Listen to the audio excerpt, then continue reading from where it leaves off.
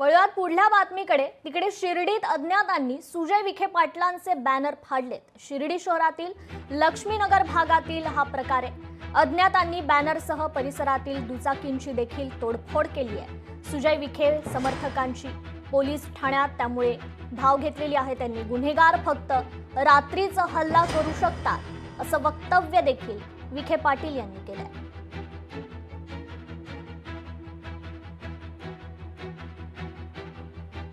आपण जी गुन्हेगारांच्या विरोधात मोहीम राबवलेली आहे, शिर्डीमध्ये एक सक्त भूमिका काही ठराविक गुन्हेगार प्रवृत्तीच्या लोकांविरोधात शासनाने घेतली। प्रत्येक भाषणामध्ये जे मी बोलतो, हे गुन्हेगार फक्त रात्रीतच हल्ला करू शकतात। पण मी यांना सांगू इच्छितो की तुम्ही काही जरी केलं तरी तुम्हाला हद्दपार केल्याशिवाय मी थांबणार नाही।